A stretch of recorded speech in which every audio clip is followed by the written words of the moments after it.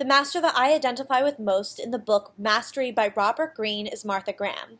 She created a new dance movement that was visceral, powerful, and placed the emphasis on the torso, calling it the House of the Pelvic Truth. The technique is still alive and popular today.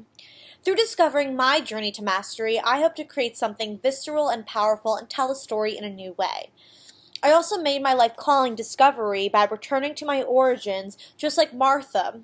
I was always interested in storytelling. I don't have a specific memory of when, but I was obsessed with watching movies, listening to music, and reading great books, and it was a way for my family to bond.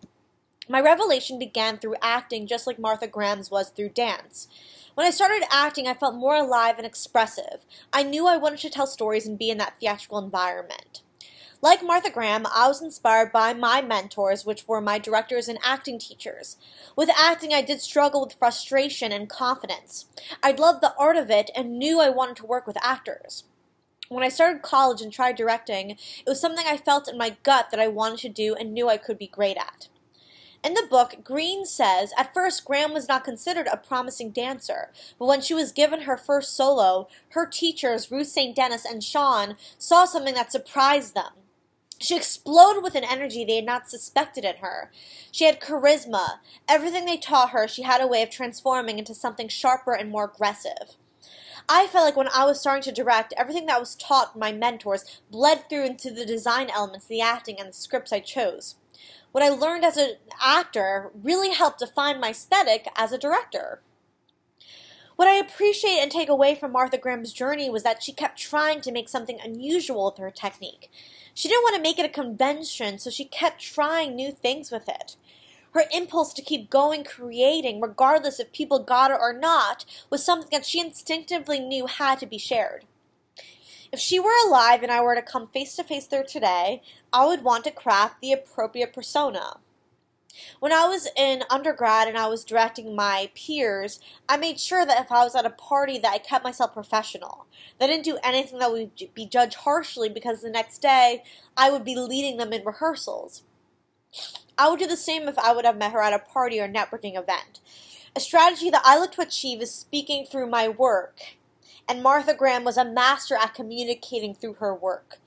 Martha Graham and her company have expanded contemporary dance's vocabulary of movement and forever altered the scope of the art form by rooting works in contemporary social, political, psychological, and sexual contexts, deepening their impact and resonance. A question I would ask would be, how did you drive yourself to create that feeling of newness and immediacy with every performance? How did she motivate her performers to continue to make it new?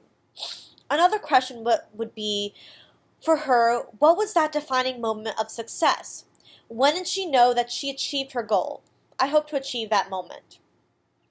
In terms of the 7 deadly realities, the 2 I most relate to is envy and self-obsessiveness. When I was in the directing program at University of the Arts, there were 4 female directors, including myself. We were all very different, but upon graduation, some of us would get opportunities that we wish we had for ourselves.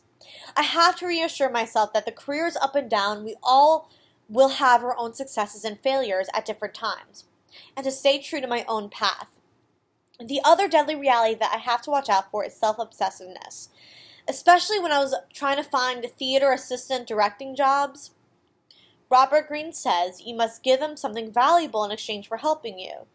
I would try to find ways I could stand out being an assistant director from my competition. Whether it was asking directors out for coffee, meeting them at networking events, or seeing their work and trying to show them that I supported them and was inspired their directing to try to make myself valuable. But sometimes you're not enough for them and you have to move on to new opportunities. The lessons I take away from Martha Graham's journey is to keep striving to create that feeling of newness and immediacy with my collaborators and to always stay true to my artistic voice no matter what.